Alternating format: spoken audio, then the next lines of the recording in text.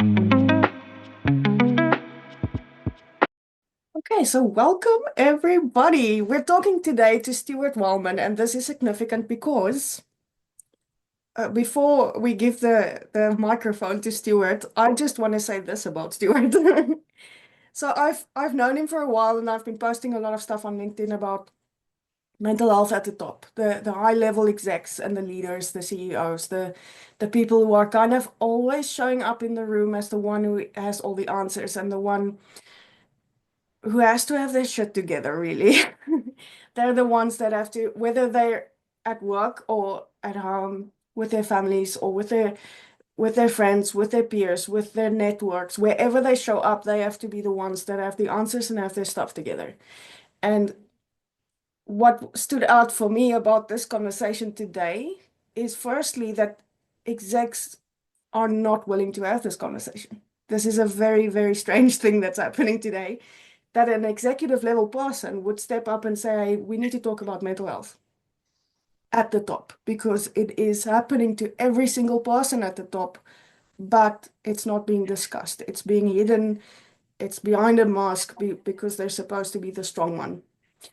And the other thing that really stood out to me is that actually Stuart reached out to me and said, "Hey, let's record this and create awareness." He actually saw the stuff I've been posting and he actually suggested this, which is, it doesn't happen. It just doesn't happen. So, Stuart, welcome. Thank you so much for having this conversation. We just absolutely love, love, love you having this conversation. So I'm gonna milk it. I'm gonna use it to its fullest. Thank you. Thank you for coming. Won't you tell us a little bit about yourself and your experience just as being an exec? Thanks, Sunet. Really appreciate that. And yeah, I think, as you say, the awareness at the very top is something almost that's stigmatized today, in businesses. And my experience, obviously, with, in working in executive roles in the past is, it can be a very isolating position. You have, huge teams that you have to almost nurture while at the same time carrying the stresses of the business. And I think one of the most challenging parts for me, if I think about it, is sometimes, you have to protect those team members, those staff members as well. So what do I mean by that? Sometimes you can be carrying some really heavy decisions, behind the scenes, whether that's, struggle on cash flow, whether it's, decisions on making redundancies. You have to carry those weights while at the same time keeping a team motivated, uplifted, and, engaged. And I guess also sometimes what those teams won't see is the decisions you make. There's reasons behind those that they won't see, if that makes sense. So if I talk about my history, I've worked in an ASX listed companies where you can't always disclose all the information to staff members too. So sometimes they'll see you making a decision and they'll question the decision. And you have to carry the weight of the reasoning behind that decision, but you can't disclose it. So it makes it even harder. And that's a really difficult weight to bear. And particularly in the past, decisions like that I've had to carry has made me feel very self-conscious, in the way you're perceived by the team. For instance, you might start to get that imposter syndrome where you think, oh, I've had to make this decision. It's the right decision for the company. I've got to protect the staff, protect the team. But, what the decision I've made to them may not seem like the right decision, but I know it's the right decision. So that almost affects your personal branding or the way you can be seen by staff, which is super tough. Does that make sense for you? It makes total sense because it's such a knife point thing to kind of maintain trust with staff and with people you get in contact with, but still do the same thing for the company at the same time and get a win for both. It's almost sometimes almost impossible, and you're gonna step on toes at some point. And I think in my experience with execs is that they normally really want the best for the people. But the realities is that we're running a company and we need to do what we need to do, you know. And that balance is extremely hard to find. I totally understand that. Yeah. Yeah, I think that's exactly right. Finding that balance is difficult, and you're dead right. You know, staff for me in previous roles have been almost like the thing I care about the most. But sometimes, yeah, you do have to make tough calls, and they don't please everybody. And then, you know, that does affect the way you're projected, you know, to your staff and the way they see you, which is really tough. You know, and you try and explain within the realms of transparency, within those boundaries of what you can say and what you can, the information you can give at the time. Yeah. But it is a really tough situation, and I guess for me that was one of the challenging things. And you know, as a somebody in a high that has a what we call a high I in a DISC assessment, which is a you know a very friendly, bubbly, outgoing person like myself. That was always a really difficult thing to take because I would always be worrying about what my teams and staff thought about me, and for sure that weighs onto your mental health. Yeah. I mean, we always look at these high performers and we think they are immune to these things, but they're not. Not at all. They may be just more used to hiding it and carrying it and kind of getting on with it. Yeah, I think that's right. I think, you know, for me, when you're in an exec role, you're almost like everything's so hectic all the time. You know, you can get 200 emails in a day. Everybody's making their problems your problems to solve. You know, there can be multiple issues going on in the background, whether it's, you know, corporate issues, whether it's technical issues, and you have to pull that together. And you know, you're running a huge team. That can be quite demanding. You almost become sort of a you know really it's like high level functioning stress. You know, now for me personally, I use that as a driver to motivate me.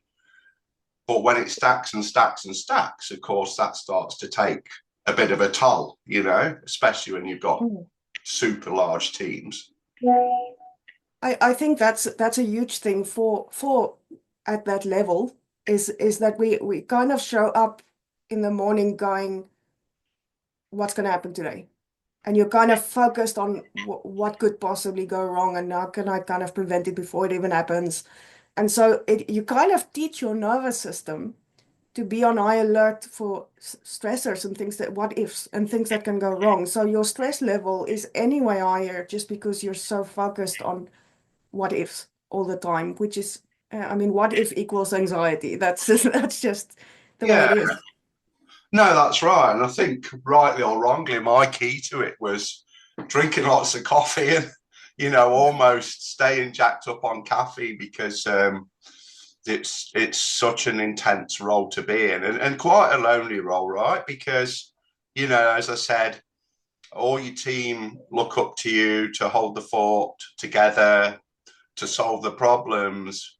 But then, you know, it's almost like sometimes you don't have anyone to lean on, right? You know, it might be that your partner's bored of you constantly going on about work. It might be that your friends are sick of you talking about it, right? So you almost feel like to some degree you have to carry the burden yourself or be thick skinned. You know, for me and my experience, it's always a bit of a, you know, an exec circle. We've all got to be a bit tough, all got to be a bit thick skinned. You know, it's almost like you've got to be team invincible. Yeah, yeah.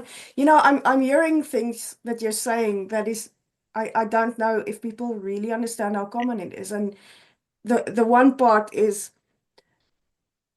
we have to be thick-skinned, and we all know that one. That's an obvious one. But our partners is a big part of it because sometimes they do get sick of us complaining about stuff. Other times it's really or work stuff or whatever, or bring the same old thing back to the discussion.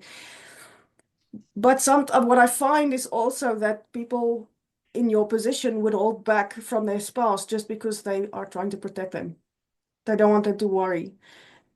And another thing that is freaking ridiculously common is that thing of reaching out for whatever makes me feel better for the next 10 minutes. The caffeine or just another glass of wine or whatever, or overspending money for that quick dopamine hit or whatever that looks like, to Mm. just have a break from feeling all this pressure and keep going. Yeah, no, for sure. And I think, for me, like I said, that was caffeine. That was go grab a chocolate bar. I guess for me, my comfort was in food and caffeine. It's just almost like that, just that relief, just that quick relief. I'll just go get a can of Coke and a crunchy, and then you're ready to go again. So you do, I guess, pick up those habits, right? Because when you're in the midst of it all and in the midst of stress, uh, it's just to pick me up to deal with the stress. You need a quick fix in that situation because there's no time. There's no time to do a 3-hour meditation. There's no time to do things regularly and go for a jog regularly and all of that. There's just no time and capacity for it. So you grab at whatever is quick and easy. Um, but that also shines a light for me from my perspective as a therapist and a life coach. I can see a lot of top level execs who don't have even the basic skill set, and it's everywhere. It's normal that's the norm, is that they don't have the most basic skill set to calm themselves when they're stressed or when they're anxious or when they're angry or whatever. They don't know how to. I mean, the chocolate does calm you. It gives you that dopamine hit and gives you that breather and just makes you feel a bit better. But they don't have the basic skills that are healthier than grabbing at a chocolate to calm themselves. And it becomes a habit. And before you know it, these dysfunctional coping mechanisms start becoming habit and start becoming an addiction. And eventually you end up hiding chocolates everywhere. And, you know, and you have one in the car and one in your All desk of that, drawer. all of that stuff, yeah. And I think I remember I, stacked up a sort of $25 IOU on the chocolate box at the time because I was grabbing a bar every day. That was my go-to to feel better, almost to pick me up. So I mean, I can relate to what you're saying. Try and having a good set of skills to actually avoid those habits could be very useful for many the top level C-suite. Hmm.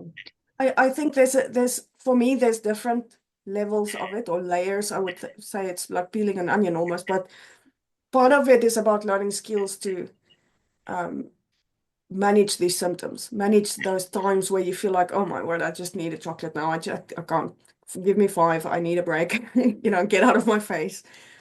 And part of it is actually going a bit deeper to see what can we actually eliminate from your nervous system. The stuff that's been there for years, the self-limiting beliefs, the people-pleasing and the imposter syndrome and the whatever is causing you to shrink back or shut down or overcompensate or constantly be angry or whatever, those things can be rewired at nervous system level.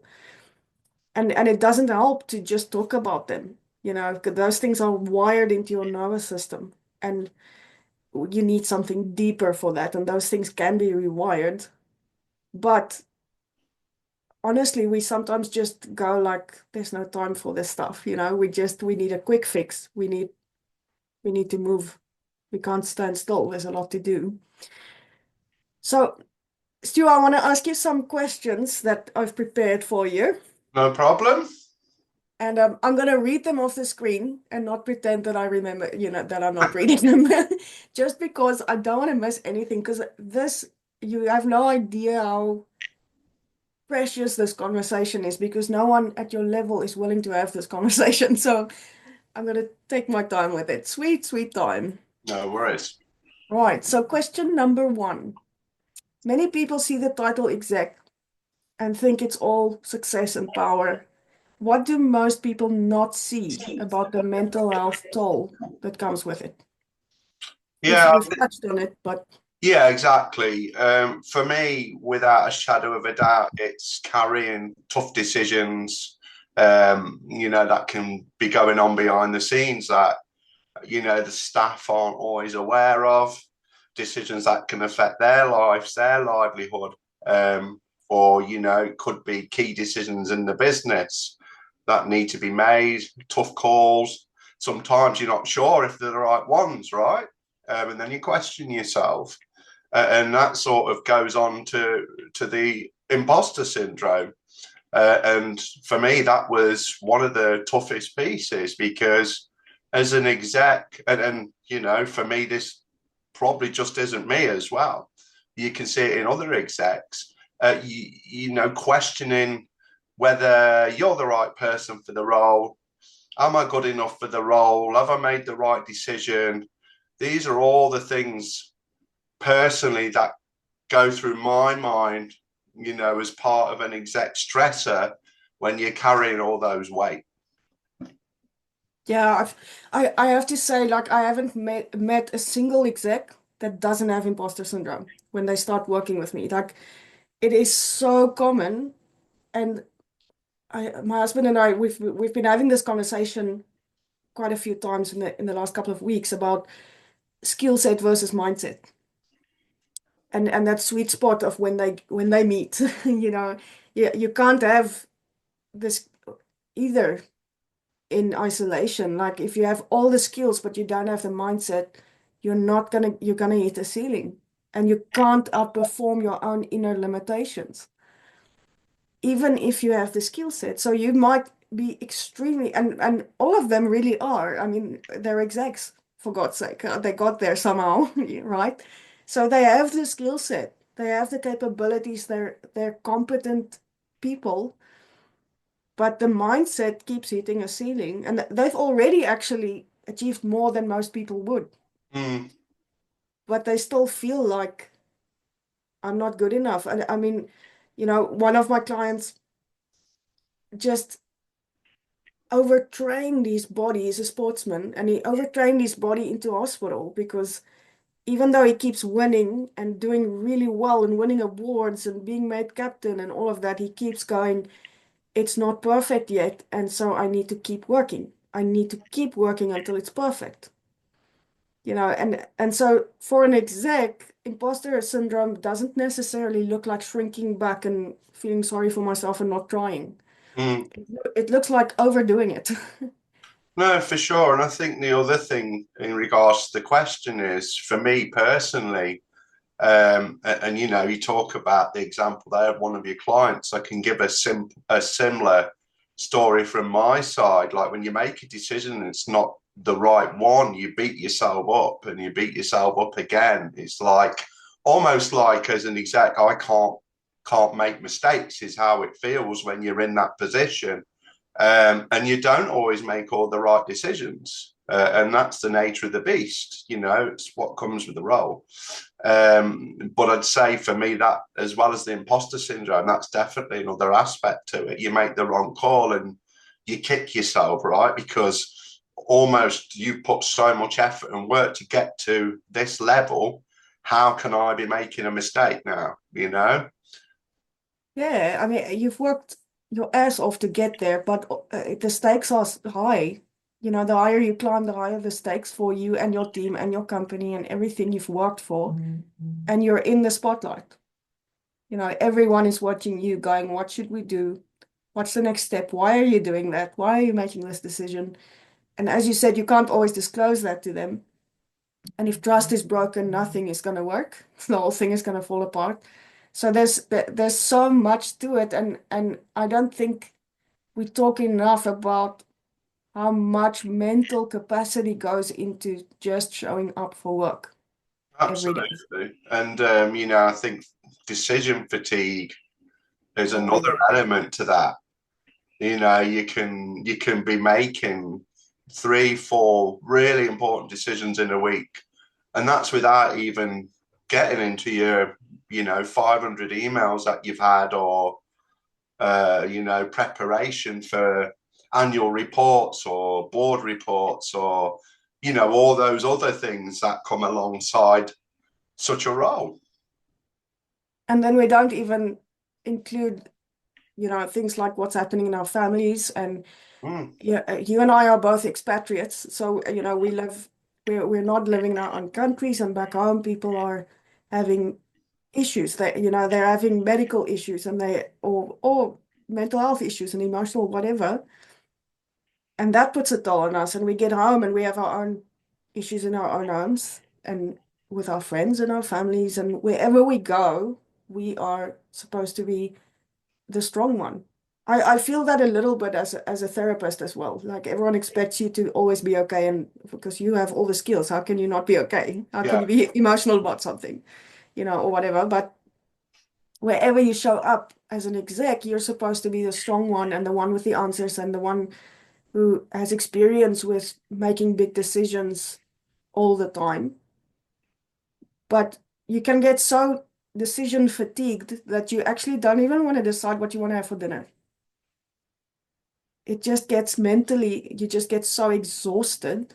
And that's part of the burnout thing that, before you know it, you're burnt out. And it's not just, that's a huge topic in itself, because people think burnout is, I work too many hours and now I'm burnt out. And they use the term very loosely, I think.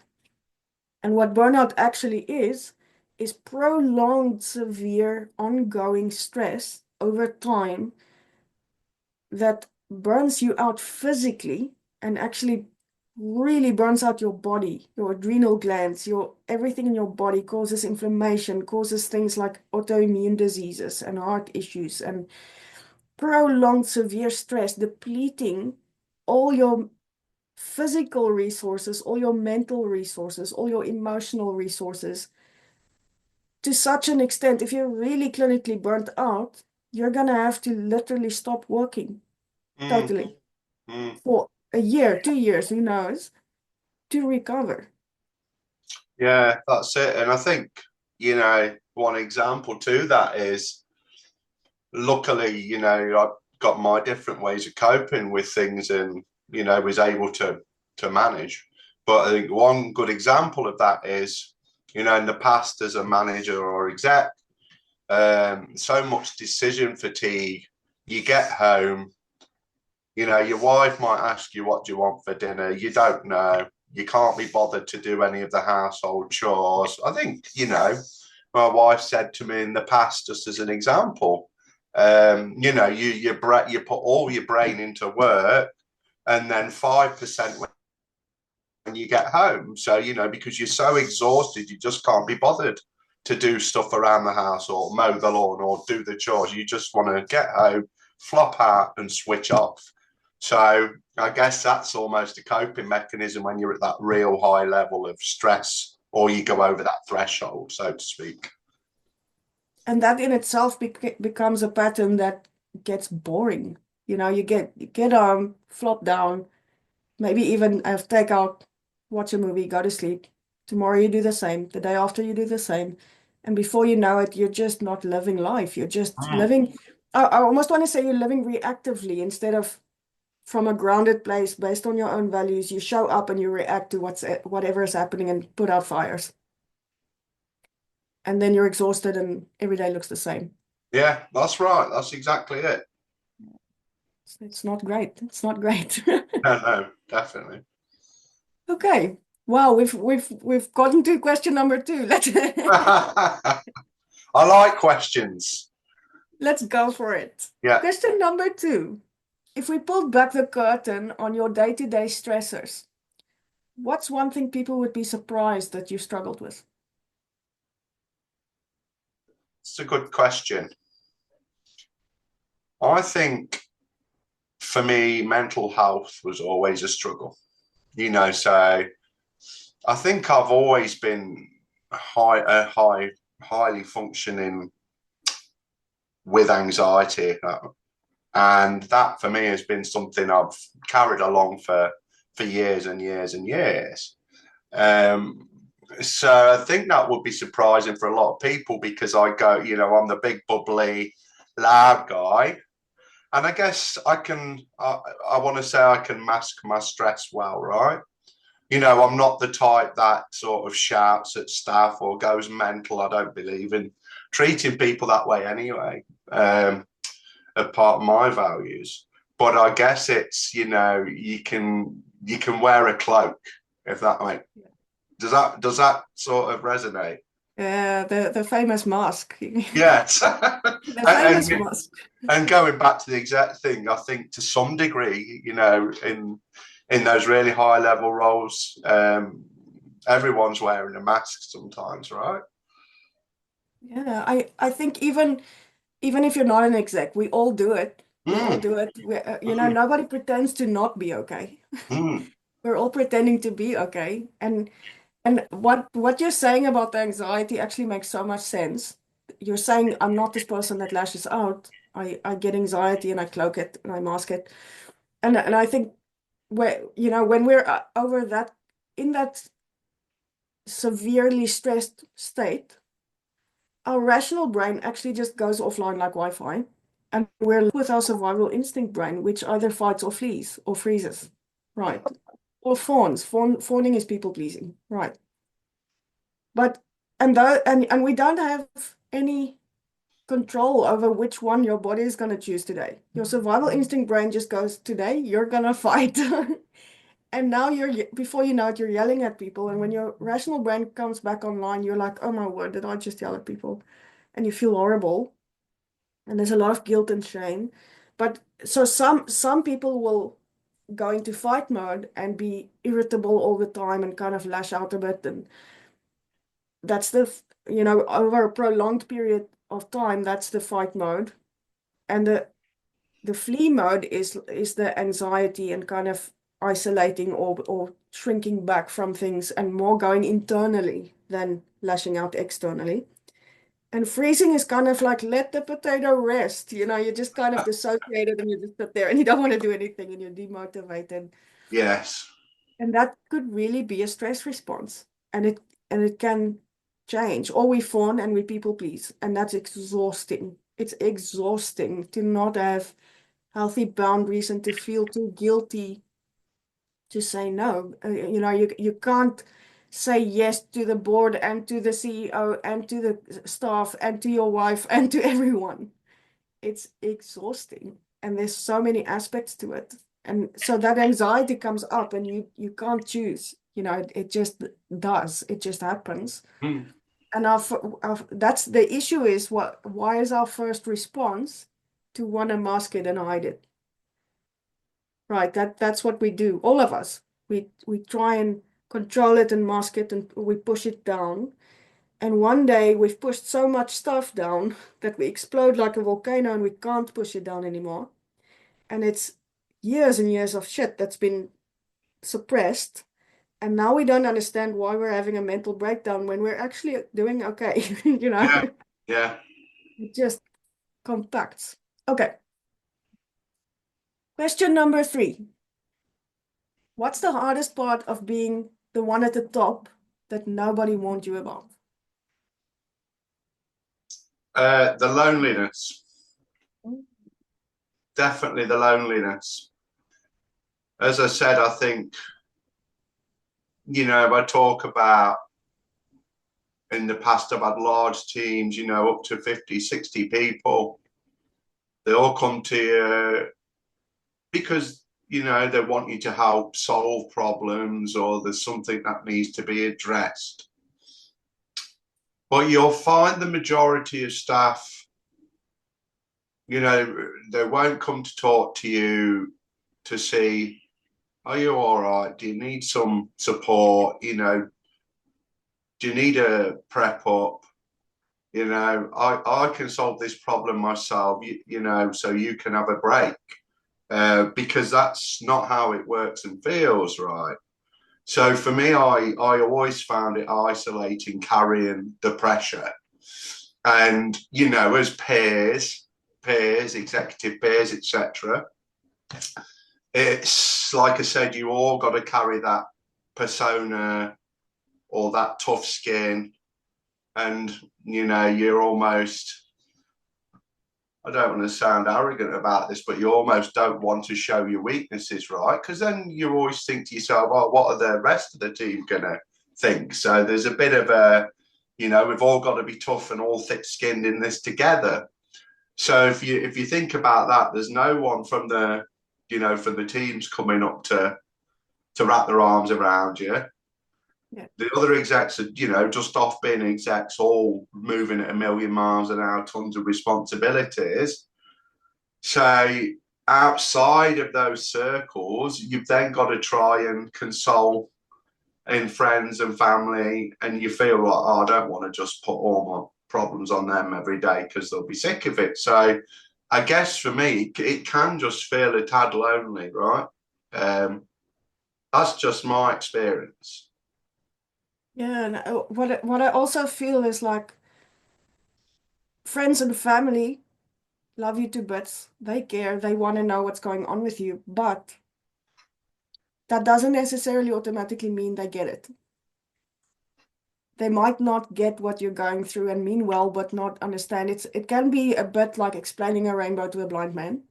Yeah, You know that's that, I think yeah, you've got to. You don't know until you've lived it, and I'm always so very wary that people will listen for a bit, but no matter who it is, eventually they turn off. So yeah, there's that part to it. They don't want to hear constantly what your problem is or what your worry is. So I think there's that element to it as well. mm. And of course, the higher you climb, the more risky it is to open up to people. Mm. You know, the more you risk losing face and losing your integrity, losing how people see you.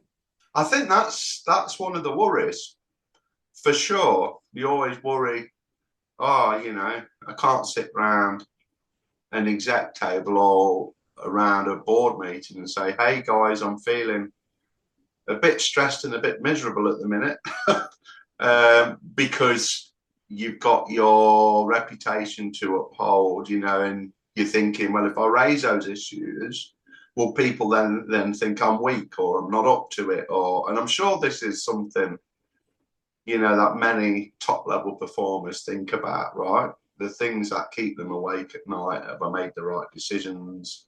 Is that going to cost XXX millions of dollars? Did I do the right thing? Should I have let XYZ go from the business? All these, whatever it might be, it's a challenging place to be.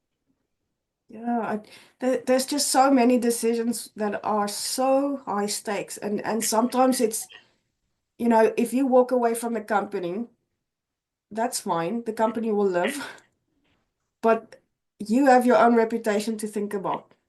And these days, especially with social media being so crazy, I mean, if we think of the whole kiss cam incident with the CEO that was caught out at the Coldplay incident, that there's just it's so easy to lose trust. It's so easy to lose your reputation that you almost have to be appear perfect. Yeah, that's And exactly it's right, which goes back to our earlier conversation where we were talking about, kicking yourself or beating yourself up, aiming for perfection. And me personally, I'm a naturally motivated person. So I do that anyway by default, to try and strive and achieve. But when you're at that level, it becomes even more stressful because, you know, you're constantly questioning the decisions you make. yeah, Yeah. that's coming up a lot. You're questioning the decisions you make because Yeah. the stakes are just so high. That's And it. it's not just work. The stakes are already super high at work. and then you get home and your child has autism and you have to deal with things and or whatever, and there's just so much going on at work and you have wives, husbands, children, your mom is sick, whatever to deal with. And you're just you all of us have only so much to give. We That, have our limitations, you that's know. right. And I think as an exec, you feel when you're an exec in a business, you're committed anyway, right? You're passionate, you care. There's a reason you got into that role. And it makes it hard. Like you said, you don't want to be a yes person, but it makes it hard to say no. You've got to be switched on all the time. That late night email comes in, that new problem comes in, but you're dealing with things at home. And it's hard to not hop onto it, because the reason you got in that role is because you're so committed, right? You're so passionate, you care. But like you say, what happens is you almost spread yourself so thinly, you just can't, you can only give, 20% to everything. Mm. So it is a challenge. And Yeah, there's this old saying that I love that says the woodcutter sharpens his axe while he rests. yeah, that's You it. know, we jump on these late night emails and we totally deplete all our energy, but then we can't show up the way we really want to, because we get onto that email in the first place because we really care. That's Yeah, the issue, right? We really care. that's it. But without the boundaries in place, we just deplete our energy so much that we can't show up the way we want to and should and can because we're just exhausted. Yeah, that's right. Yeah. Okay, well, shit. Question number 4. How do you personally carry the weight of knowing that so many people depend on your decisions? That's a great question. All I would say is, or the way I would deal with it is try to find mechanisms um, in the very little time that we have to cope with those thoughts, or to deal with those thoughts, or to find some time to relax away from that way of thinking. So, for instance, for me, there were a couple of rules or boundaries that I set in the exec world to help me. And that was number one, like in the week, I would take the woodcutter analogy. I'd pick up emails, I'd answer whatever, and be online all the time. But when it came to the weekend, I had to start saying, this is a boundary for me now. Yeah. I'm not doing anything on Saturday and Sunday unless it's an absolute critical incident. So I made that space to at least give me some breathing room to cope. So I guess that was my way to deal with things. I know about you that you're an avid camper. Yes.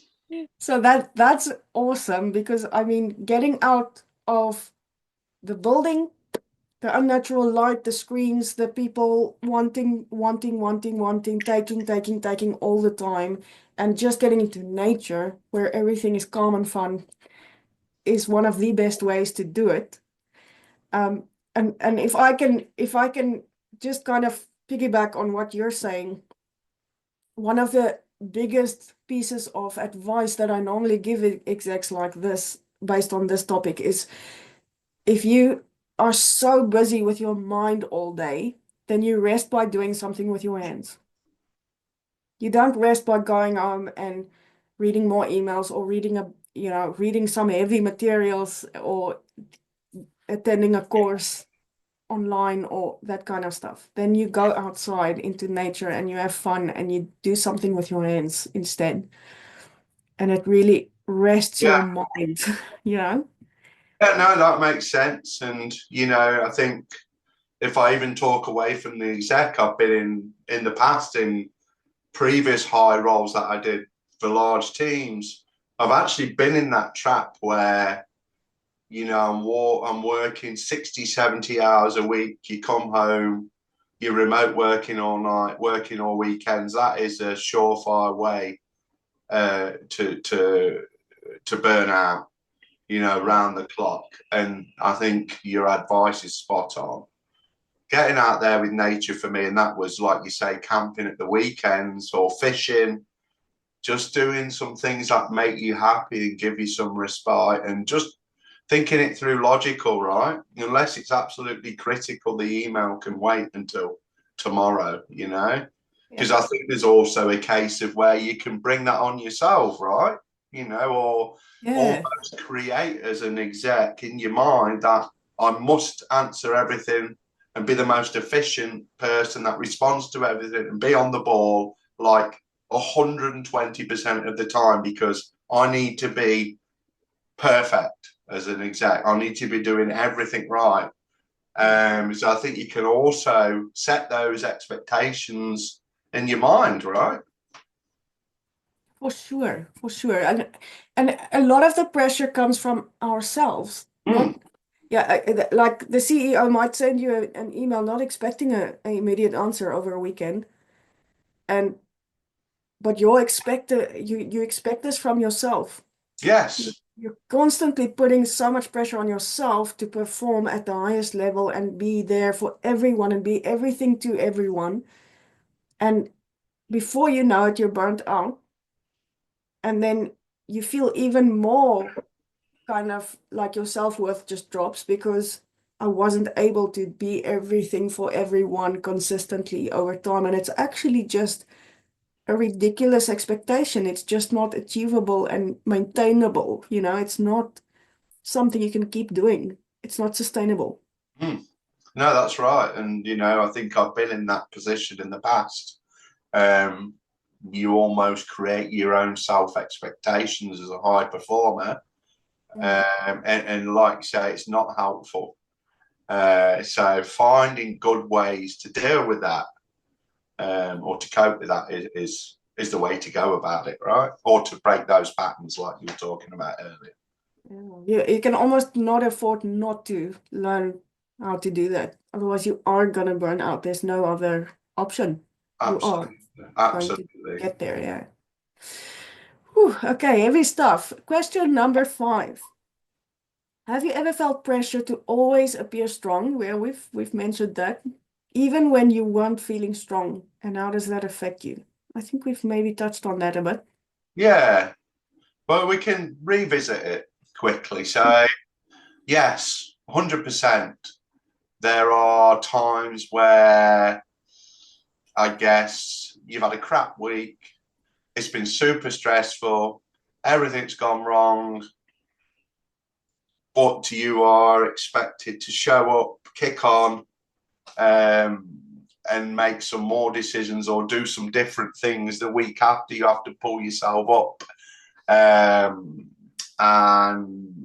be resilient, right? Even when you don't feel like it. Get that cup of coffee, get that chocolate bar, and off we go again. And I think that's where tools or ways to actually deal with those things are the key, because it's you can just develop these habits so easily to deal with those times. So yeah. Yeah, again, it's that where skill set and mindset meet, Mm. right? You can have all the best mindset in the world without the skills and you won't get there. Or you can have the best skill set but not have the mindset and not get there. So it's a balance between those two things that I think isn't very easy to the higher you climb, the harder it is to find that balance, I think. This is right, and it goes into something like, you know, this situation as an exec, balancing your time as well, where, you know, one day you might be in the weeds, as we call it. You shouldn't be in the weeds, but you got to, right? You know, you've got to get in there hands on and be in the weeds, but you're not meant to be in the weeds. And then there's a mode over here called the refrigerator, right? So all of a sudden you're too far removed, right? Because you're trying to free up some time and make some space. So you go into the refrigerator over here, but then you're not in the weeds enough, right? Yeah. So it's really tough. It's almost like a quadrant with four different things. You know, you've got your weeds, you've got your refrigerator, you've got your helicoptering around everywhere, and it's hard because you've got to balance on that line between making strategic decisions, financial decisions, not getting bogged down, solving everyone's problems. And that's also another challenge, right? Getting teams to actually solve their problems and bring a solution to you, which is how you need to think as an exec. But in reality, that doesn't happen. They need you. You've got to dive in, and then you're in the weeds. And then this stuff over here, board reports, financials, corporate stuff, key decisions, gets neglected. So then you're going from here over to here, and with the little time you have to try and scramble and solve that. So it's just a mishmash of different challenges. Yeah, I think that's the thing is like we can delegate a hell of a lot of things, but we can't delegate a sense of responsibility for everything, Yes. right? And that's where it gets tough because we really feel responsible and we really care. Mm. And that is why it's so heavy, is because we really give a shit about what will happen if I make the right or the wrong decision, or I hurt someone, or I don't consider everyone's needs or whatever. And there's so freaking many things to consider. This is right. And I think, I think that one I just mentioned was a real key one for me. In the past, I've said to teams, they'll come and say, hey, I've got problem XYZ. And I'll say, well, why don't you get together with XYZ stakeholders, do a bit of brainstorming, bring a solution up to me or a couple of solutions, scenarios. We'll talk them through and make a decision then. But sometimes that's perceived by teams as, oh, the boss doesn't care. They don't want to help. They won't help me with this problem, rather than seeing it as opportunity for them to actually own and bring teams together. So it is challenging. Mm. Yes. We had this conversation recently. I had this conversation with a client, and it was about taking responsibility for yourself. But if I say to you, we have a problem here, Stuart, but you're only 20% responsible for fixing it. How motivated are you going to feel to fix the problem and do something about it? But if I say to you, Stu, you are it, you're 100% responsible for fixing this problem, then how motivated you feel to do something about it. And I think everyone kind of sits back and goes, but I'm 20% responsible, someone else will help. And in the end, really the buck stops with the leader. So That's correct. And that's right. It's going to come back on you. So yeah, it's tough. and that's the thing, is like the exec feels 100% responsible for everything Correct. at the same time. It's a Correct. lot of pressure. Yeah. Yeah. Okay. Next question. Every exec has coping strategies. Some are healthy and some not so much. We've discussed that a little bit. What's one way you've coped that worked well and one way that just totally backfired? One way of coping, well, definitely trying to switch off at the weekend. Yeah. As an exec, you have to be on call. If there's any critical incident responses or anything, you're an officer of business, you've got to be on call. But taking that weekend to just switch off or try and switch off and relax, being in nature, fishing, walking the dog, caravanning, whatever, would be the one that has been successful. I'd say a coping mechanism that has been unsuccessful is definitely just for me.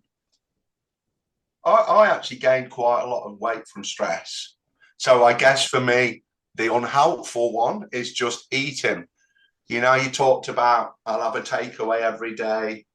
I'm not, I've not got the energy to cook. I've not got the energy to clean. I think that would be for me, the unhelpful side of it. One thing that I also really about this thing about being tired. is I used to also like grab at snacks for everything. And then eventually I started thinking, well, let me think about what makes me feel that way. Am I hungry? Am I thirsty? Am I tired? Am I emotional about something? Am I sad? Am I whatever? And what I realized by doing this exercise is that I'm exhausted. I don't feel like cooking something healthy. I don't have the energy to do it. I don't feel like even making a decision about what to cook that's healthy. And when we're so exhausted, your body is going to naturally crave things that gives you quick energy. It's going to make you crave junk food and sugar. Mm. And a lot of it was, I thought maybe I'm the most emotional eater in the world, but I realized I'm just freaking chronically exhausted. Yeah. And so I kind of shifted my thinking about it to what can I do to get more sleep and manage my energy better. And there's, I mean, we all have dysfunctional coping mechanisms. That's just, you're human. It's there. But if we can work on what drives it and get to the root cause of it, it's sometimes not what we thought it was. You know, it's sometimes things that we can do something about and not feel so stuck in it. But anyway, let's get to the next question. When things get overwhelming, do you find yourself avoiding certain conversations or decisions to protect your energy? Wow, we just kind of introed into that. Yeah. For me personally, I would say at work, no. I've always been one to dive into conflict head on, um, and have difficult conversations. However, in personal life, I would say yes. For instance, like we talked about in the past as an exec, you're giving 90% at work, 10% at home. And the last thing you want to do is have difficult conversations, whether it's with family, whether it's with partner, wife, husband, whoever, um, because you've used all that mental energy. The easiest thing is to just say yes, avoid arguments, um, and I guess take a very different approach to the way I was dealing with work, right? So you can see the contrast, can't you, really? Just like the flip switches and you're in a different mode to when you're working, but there's, almost nothing left to give, right? You're exhausted. Yeah. So I don't want to fight. I don't want to have a hard discussion about money. I don't want to do this. Let's just, going back to get on the couch, watch Netflix and order KFC, So yes, I guess for me, in the past, it was a split. Hmm. I was just thinking about I wonder about this. If this is holding execs back from getting help for their mental health. If they're just too exhausted. They don't want to talk about it. They don't want to get into the nitty-gritty of how I'm feeling and what's going on with me. And it would help them tremendously, but they're exhausted and they don't want to do it. And they don't want to talk about more difficult stuff. They've been doing that all week. So what is the answer? Like, how do we help them process things as it goes? I mean, one of the things that I find really, really helpful for them is, if you have let's say you have a bucket. This is filled with lentils, just don't mind me. That's about something else. Imagine you have a stress bucket, right? We all have a stress bucket and it's filled with stress and trauma and whatever from our past since we were a child. And all of us have a limit to our stress, right? Before we actually just lose our shit and we can't deal with it anymore. Yeah. And so if your bucket is filled with heaps and heaps of stuff from the past, and it's still there and it can still get triggered and make you feel angry or anxious or whatever. And it's not necessarily massive traumas. It's just It can be really the smaller stuff as well. Like, that one time in year one, I was reading out loud in class, and because I couldn't see well, I didn't read well, and the other kids laughed at me, and I started believing I'm stupid. It's not necessarily a huge trauma where someone almost died, but it started kind of installing software in our nervous system that Mm, says you're stupid, right? mm. And every time something happens that makes you feel stupid, this whole system shakes. And it's there. It keeps being there. It's that pattern that happens over and over again and grows with you into adulthood. And sometimes we can't do much about the stress that's there at the moment. If you're going through a divorce, for example, it's happening. We can't make it stop. We can't hide it. We can't push it down. We can't avoid it. It's there. It's in your face. It's happening whether you like it or not. What we can do, and this works like a freaking charm. I wish I could show you all my session notes. But anyway, what we then do is we go to the earlier stuff and do trauma therapy on it. Like rewire the nervous system software that was installed that creates those dysfunctional patterns. And we remove heaps and heaps of the old stuff to make space in your stress bucket. And so, because it can get so full with past stuff that when life just puts something small on there, you kind of just lose your shit, right? Yeah. And it's so easy. And people look at that small thing and go, "Oh my word, did you just lose your shit at that small little thing?"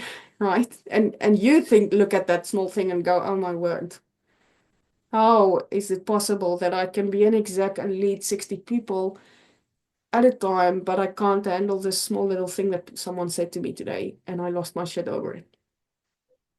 But if we can remove some old stuff, we make so much space in your nervous system to be able to cope with whatever life is putting in there now, right?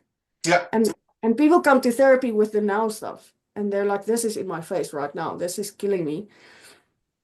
But if we can't do something about that right now, there's still a lot we can do to create space and help you have more space to cope with now and the future, right? But anyway, I digress. Let me ask the next Ah, question. yeah. Oh, good. Okay, next question. They say it's lonely at the top. Oh, we have answered this question. Oh, look at us. We're doing pretty good. We've kind of just went with it. Okay, next question. Do you feel like you have a safe space where you can be completely honest about your struggles? Or is that just something that's very rare and almost never happens? I think it's quite rare.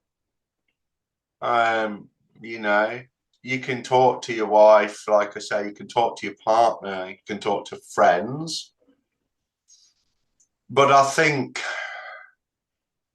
having a truly safe space where you can just rattle someone's ear for a couple of hours a week or an hour a week is not something really um, that you have readily available without knowing where you can access those facilities or who to work with, right?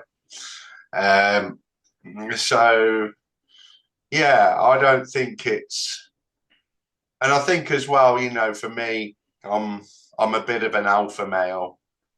Rightly or wrongly, I always feel like, I'm the provider. I've got to be strong. I've got to make sure the house is upheld. I've got to make sure everyone's taken care of. The last thing you want to do is go home every single night and just blurt on Yeah. to your partner, right? So I think actually having the knowledge to be able to have tools and therapies and things like that are really important for execs, and actually finding the time to do that and to know that it's okay to do that, right? Is the other Yeah. thing. Yeah, we don't talk about it, so we don't know that it's okay and it's normal, and we all go through this and we all feel like this at times, and we all need someone to confide in. And we all sometimes need tools that, I mean, if you physically have a problem, you go to a doctor Yeah, and they give you they might say to you, you need to change your diet and give you a tool, or they give you some medication or whatever. But why do we not do the same with our mental health? I mean, your mental health is so connected to everything you do, and your relationship you have with yourself sets the tone for every other relationship you'll have ever.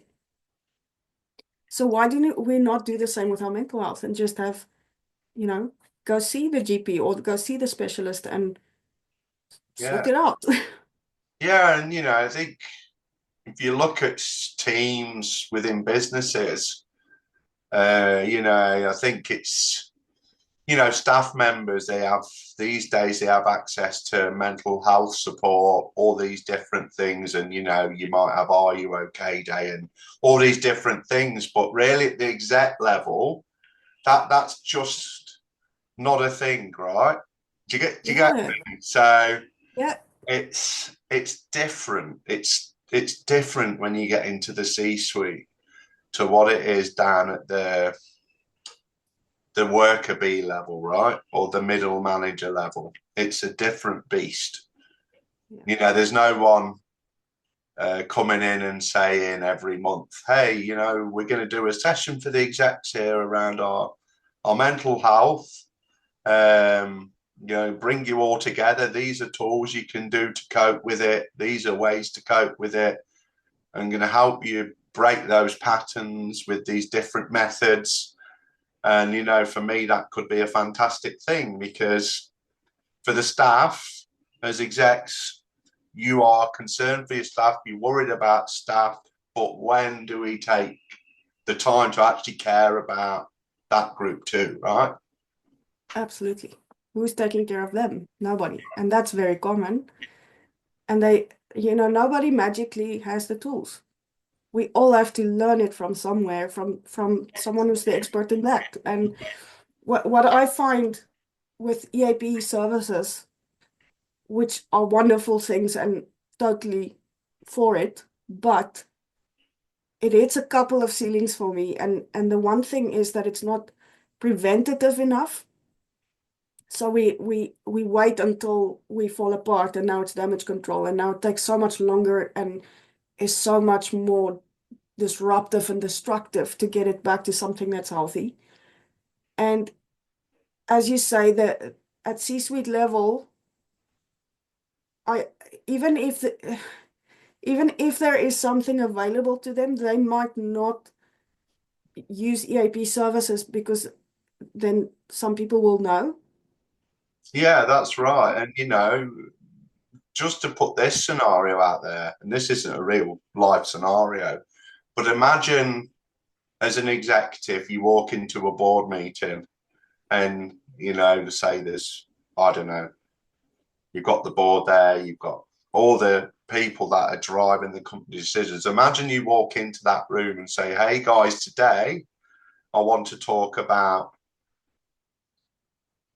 bringing someone into the business with tools and methods that can help the mental health amongst the exec teams. Now, that might go down really, really well, but through fear of it not being okay in the C-suite mind, if that makes sense, or thinking about your persona, that is actually probably what holds that back or almost stigmatizes it, right? It's Yeah. almost like what used to be with your team members years ago that no one would talk about mental health. That still seems to exist in these high level circles. At the worker level, it's improved, right? But at the higher level, and the higher you go up, it still seems that there's a stigma around that. Yeah, I mean they're not gonna show up in a group and talk about their feelings. It's not gonna happen. Correct. It's just not gonna happen. And they don't want to make the other thing that happens for me from the EIP perspective is not and I don't think people know this, the general public I don't think knows this, but most therapists are not trained in trauma level kind of trauma techniques.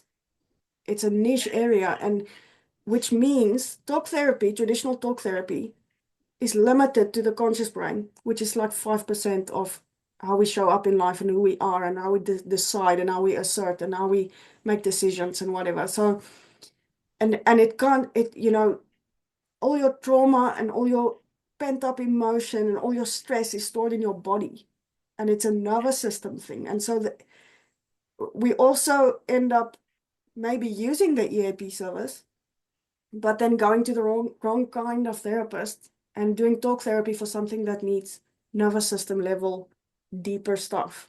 Right. Yeah, that's right. And I think, for me, talking therapy only goes so far, right? Because when you're not thinking rationally, talking doesn't help. You need tools and you need that rewiring, right?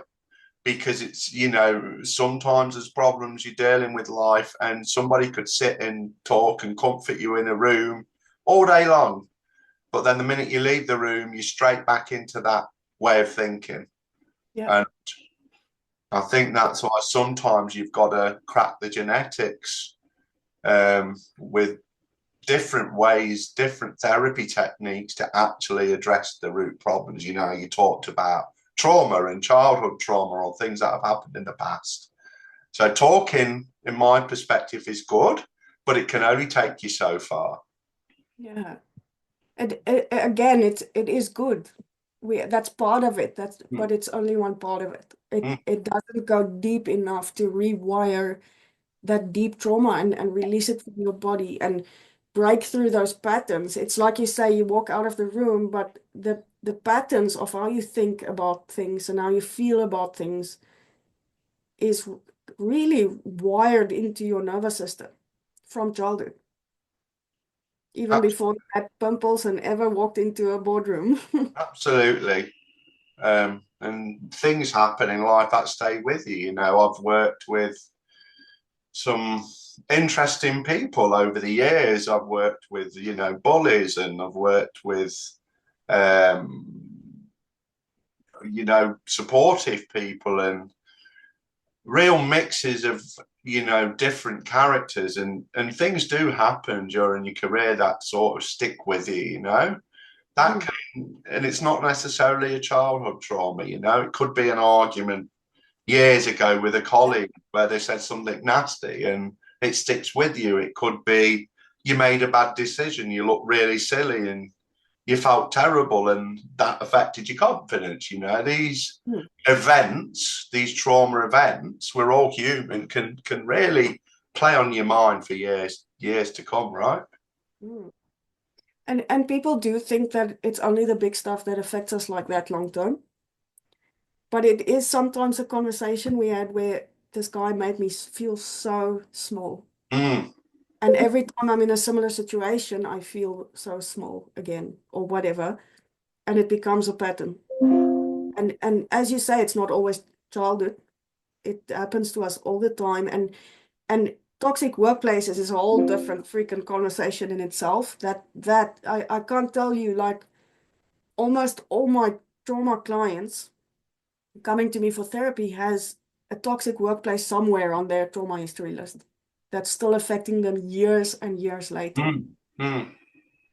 And it's so common, and it's not, we can absolutely do something about it in trauma therapy. We can fix it, no problem. But we have a far way to go in preventing trauma, preventing bullying, preventing mental health deteriorating, preventing C-suite level people from not having a safe place to fall apart when they need to, or just not even fall apart, just to vent, Mm. just to say, I'm having a shit day, or I had a fight with my wife today, or my husband, or my child, or my child is a teenager, and I feel like I just want to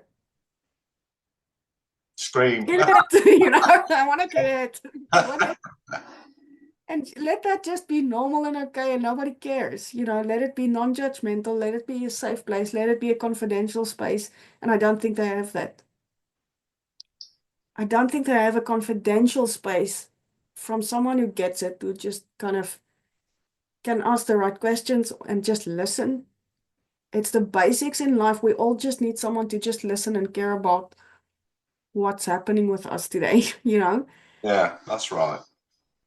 even at that level, even at that level. If this is now not a question on the list, this is a question just from what I'm thinking about, what I'm building in my business. But if you could have,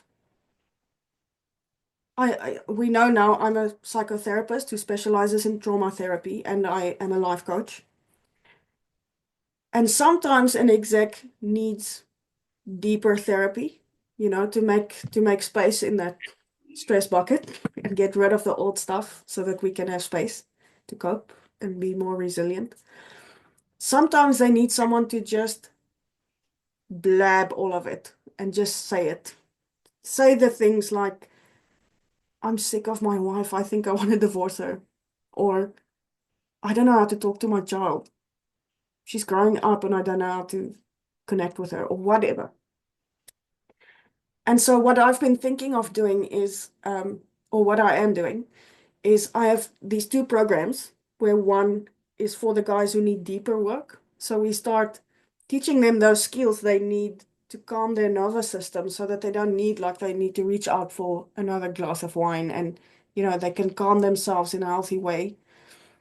And then this next step is where we actually go deep and rewire those limiting patterns, those self-limiting self-beliefs and traumas and, you know, that's holding us back, the imposter syndromes and the people pleasing and the whatever. And then we switch to life coaching where we actually start building the life you want, because once you've healed, you've never been this person before. You've never Mm. been this person who doesn't people please and who sets healthy boundaries and says no when you need to and whatever. And who has actually now suddenly for the first time in your life have a better self-worth. And now you need to kind of learn how to be this new person. It's a totally new identity almost. And so then we go into life coaching and build. And it's like the 6-month program where we really go through those phases. But what I've realized, and I think you've touched on it now, is that first of all, execs are exhausted. They have decision fatigue. They don't want to go so deep into stuff always. And sometimes they don't necessarily need the deeper trauma stuff, but they need someone they can just talk to about life, about work and home and people and family and all of it, just but feel like it's going to be confidential. And it doesn't have to be this super deep thing. I just want to blab about everything and have someone just listen and maybe ask a few good questions and be supportive and, cheer me on and whatever. And I realized that that is also a need, that there's a lot of execs that just don't have that space where they can just check in with someone regularly. And so I'm also now adding a 6-month program where you can just check in with me as an exec, as a C-suite person, check in with someone in a very confidential space. And this someone just so happens to be a therapist and a life coach who will perhaps ask a few good questions and challenge you a bit, cheer you on, maybe teach you a skill here and there. And if you do need the deeper stuff, we can move over to that. At some point in your life, when you do go through a bigger trauma and you need deeper stuff, you already have that someone in your life that you trust, that you've built trust with, and that you feel comfortable with to do the deeper stuff. So my question to you is, do you think, how can I put this question? Would you use it as a C-suite person?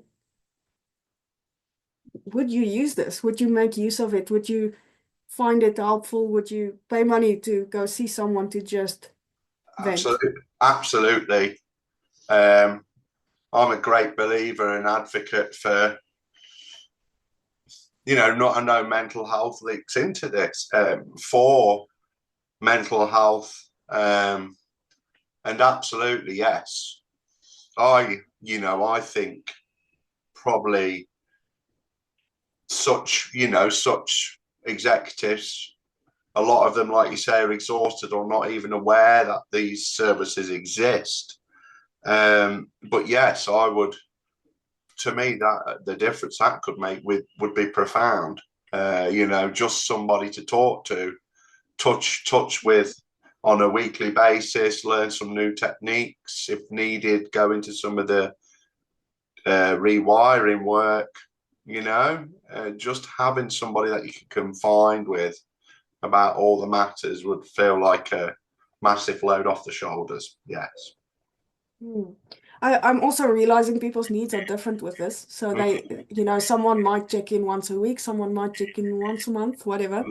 I actually have finished the deeper rewiring work with one of my clients recently, and we were done. There's nothing more. Like, he's really doing well. His trauma has been rewired. He has space in his nervous system. He's doing really well, and it's showing up in how he shows up in the world, and it's just so great to see it. I love doing I love this part. It's really awesome. But he actually requested to see me once a month anyway, to just maintain and check in, because he's just really found value in having that confidential space where he can say anything, you know.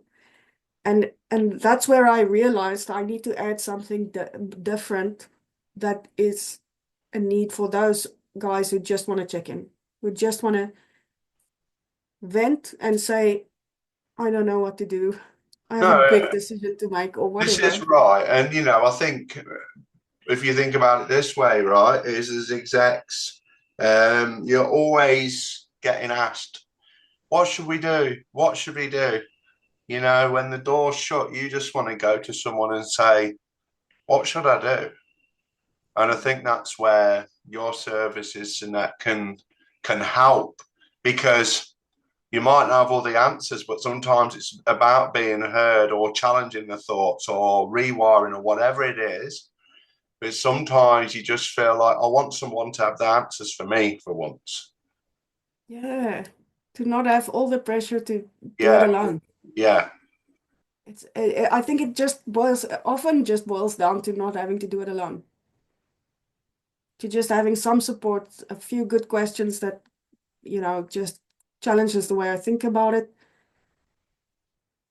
It's really just having someone to confide in about anything, I have a client who recently, C-suite client, who recently spoke to me about his issues, sexual issues with his wife. And we've had a long relationship, and so he's taught, I mean, he's spoken to me about many things. But now he's there where he feels comfortable speaking even about that kind of stuff. And I feel like, man, we all need someone like that. Mm. To go that, you don't need to go that deep, but if you do, you need someone that you feel comfortable doing that with. Because oftentimes there's something we can do about it. And you might not know yet what we can do about it, but I might, because that's what I do, right? No, for sure. And I think sometimes for me, you just want somebody to tell you, you know what, it's going to be all right. Even Yeah. sometimes as an exec, when you know it's not all right, because there's tough decisions, you still want somebody to tell you it's going to be all right. Yeah. Like, what is the very worst that can happen? It's going to be all right, because that is comforting in that Mm. sense. Yeah, it sounds so simple, but Mm, even this basic thing, C-suite people don't have it. It's this mm. basic thing of just being heard and supported. Yeah, that's it. That's it. Just someone just saying it's okay, you know? And you can't, and the rest of the C-suite are in the same position, no matter what company it is. Yeah. You can't expect the CEO, the COO, whoever it is to, they've got their own things, right? They've got their own bucket that's spilling. It's something that everybody needs help with, you know? Yeah. We all do. Yeah. We were having this conversation that you know, for those who are listening, I asked, told Stu that nobody at exec level is willing to have this conversation on camera for all to see. And Stu's reaction was, why? We all have this stuff. We all have this stuff. And I joked and said, well, it's as common as having an asshole, you know? And we're all pretending we don't have an asshole, but actually we do. Yeah. And it's just like, come on, people, let's just talk about it. We need to talk about it. We can't afford to not talk about this stuff because people are not okay and they're not coping. And This we is don't want to see it go as far as people taking their own lives, or we can prevent so much rather. I mean, in your business, if you walk into the office in the morning, you don't see potential problems and go, okay, let's just wait until it actually explodes and falls apart and then we'll do something about it. We don't do that. We try and prevent damage as much as we can rather than do damage control. So why don't we do that with our own stress and mental health? Mm. Why do we wait until it's an emergency and we're falling apart totally before we start doing something about it? Yeah, no, it's interesting. Human Very, very common. psychology. We can be interesting creatures, can't we? Oh, yeah. And I include myself in that. Yeah, same. Okay, let's see. What's one sign that you recognize in yourself that tells you, I need to step back and recalibrate? I need to take a break and just rethink.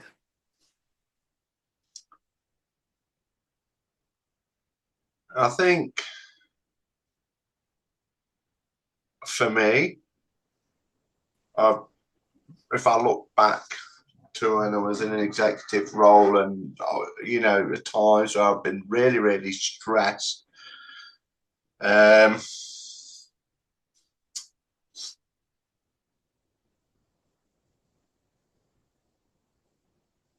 I've had a situation where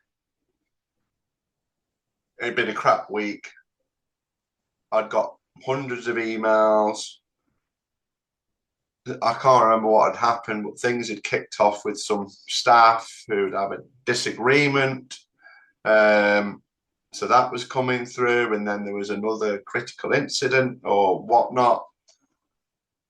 At that point, like it's like, wow, this is just too much, you know. Um, and I think at that time, it was close towards the end of the day, but I thought, you know what, I've done everything I can for today. I work long hours. I'm just going to go home, and I literally did. So I said to the team, I'm leaving for the day. I'll call me if you need me, but I needed to just get away, catch some air, get some space. And I think there's examples in the past where, you know, people will send you emails that aren't, can be a bit narky or whatever. Or, Mm. I always take the time to, I guess, not react to it, right? So 24-hour rule, breathe, get away from it, come back to it later. So almost I'm trying to say in a roundabout politician sort of way, just remove yourself from the situation if you can and take a breather. I know it's hard, but even go and get a coffee or walk around the block or whatever it might be, take an early lunch, just reset, take some time. And I think also we shouldn't be ashamed to take a mental health day as well, right? Mm. Yeah. Because that's probably the other thing that, top level executives are never going to admit to. I'm not okay today. I feel miserable. I'm overloaded. I just need me time. I need to have a day, a sick day to just recover, get my shit together, do what I do to make me feel happy, and then I'll be good to go again. Yeah. Then you have Yeah, something to give again. yeah, And I think that's the main issue for me with EAP stuff at that level. is that it looks fantastic on paper, but it doesn't practically, it doesn't happen. They're not going to use it. They're not going to take a mental health day because it looks bad for them. They're not going to go see the EAP counselor because they will worry, who knows that I'm seeing a therapist. And that's actually one of the reasons. There were a couple of reasons, but that's one of the reasons I became a life coach as well, is so that people at the top can say, yeah, I'm seeing a life coach, because it just sounds more normal at that level Yeah, than saying, I'm seeing a therapist. no, exactly. And it still amazes me today, actually, that there's still stigmatization, and I've had some things in my life that have really touched me on a personal level, and I think I lost my sister. She took her life due to mental health, and family members have had struggles, and I've had struggles along the way, and I guess really that's why I'm also so open to this conversation today, right? To share the need to actually make use of these services, life coach, the rewiring, the sessions, and to not be ashamed of it. Because it's related to genetics, it's related to chemicals in your brain, it's related to past trauma. It's not a crime.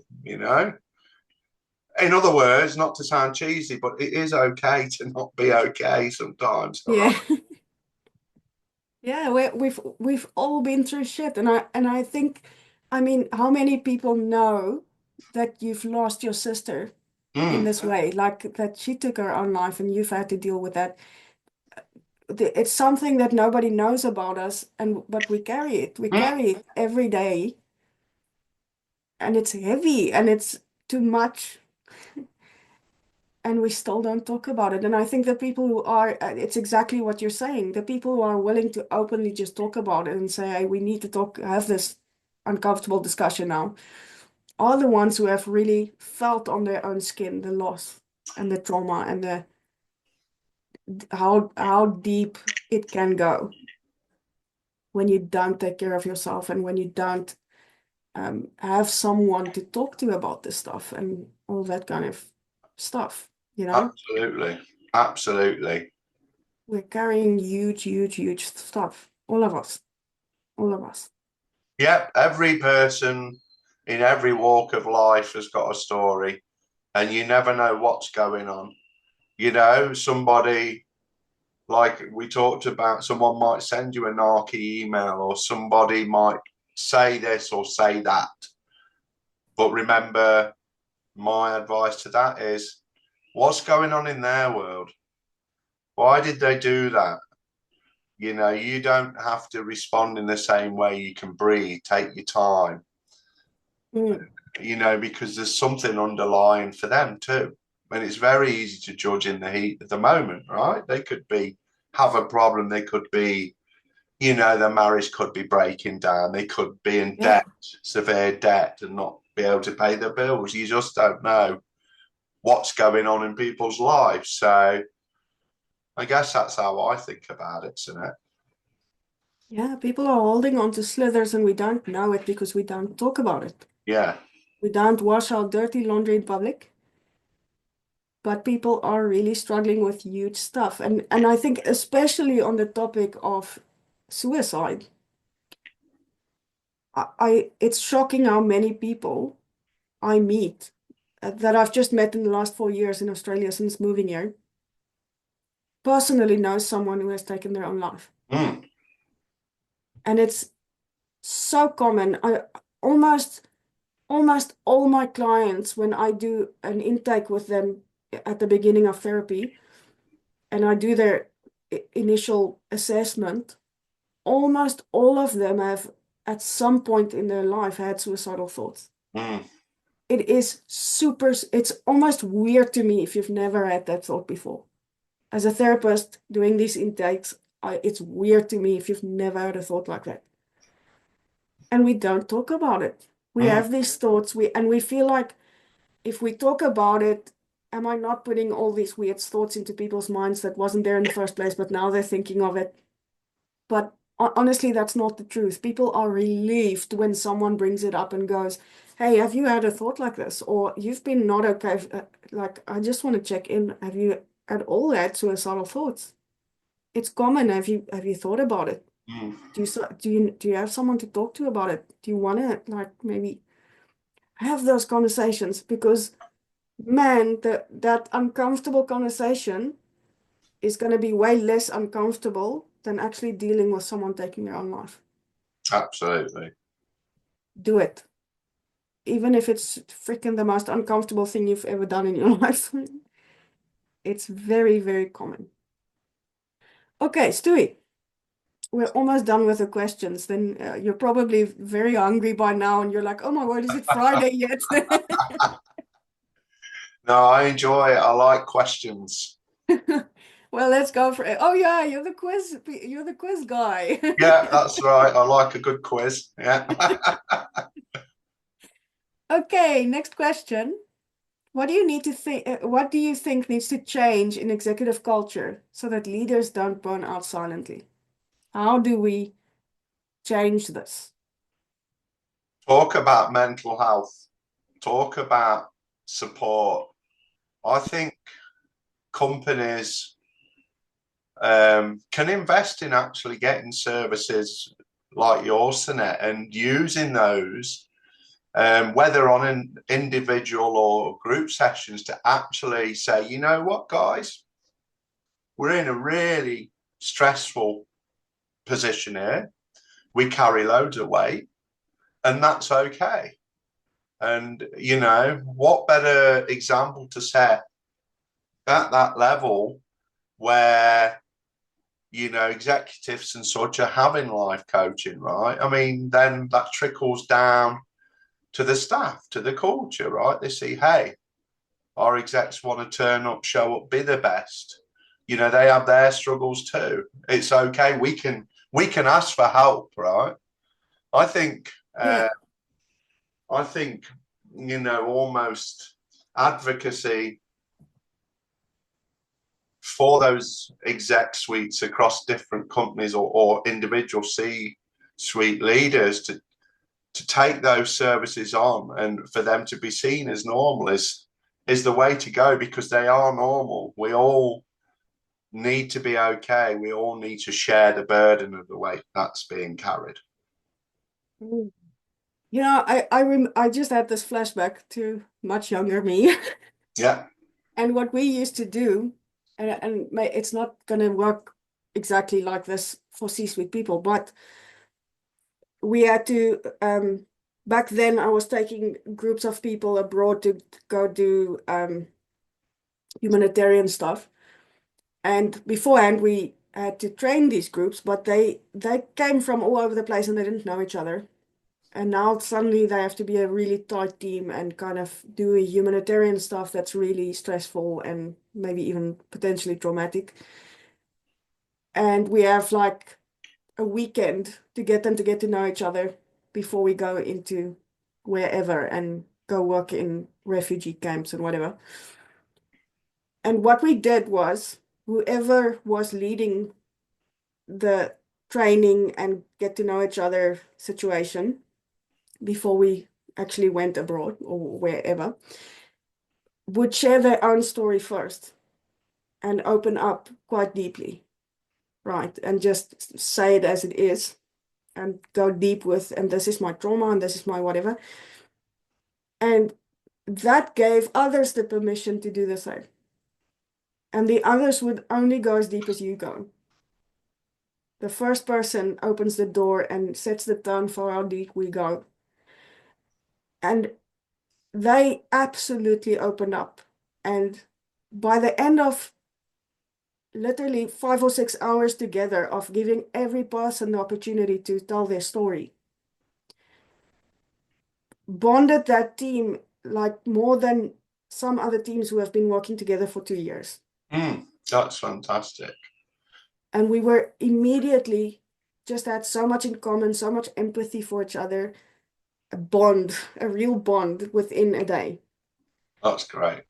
And it's not always safe to do that, or you don't. I don't believe we don't just trauma dump on everybody and give everybody all this information about ourselves. It's not always safe to do that, but setting the tone for how deep we go, if one person can take the responsibility for that in the room, the others will eventually feel safe enough to follow. Yeah, isn't it interesting? Because it goes back to human psychology again, and there's probably a couple of fun analogies I can share here. Number one being, think about when you cross at the traffic lights, right?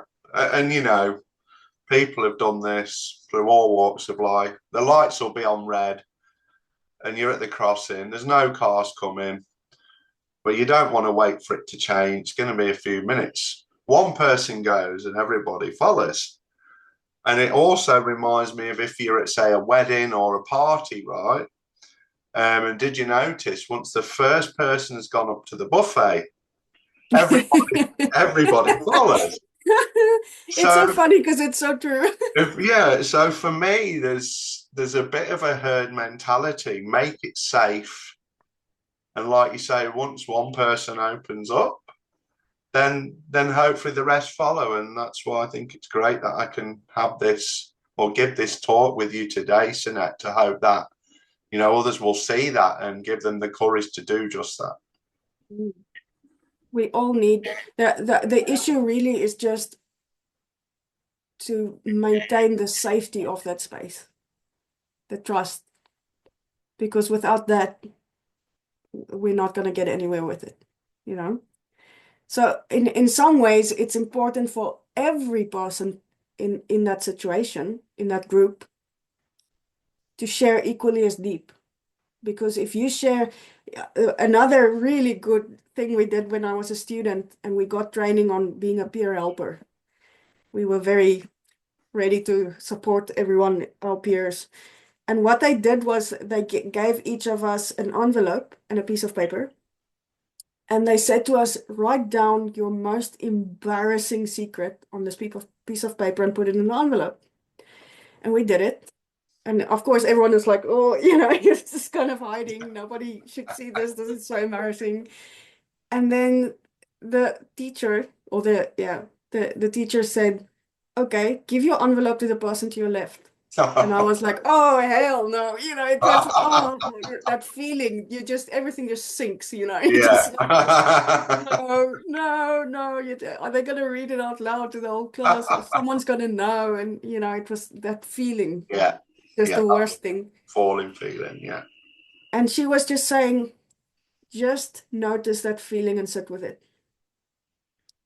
This is how people feel when they share their shit with you. When they share how they're really doing and what's really going on for them, and they go really deep and they're being really vulnerable, this is how they feel. And if you now take this envelope and you open it and you start laughing at them, or you start saying, oh my word, this is not normal, or read it out to everybody, how would that make you feel? Mm.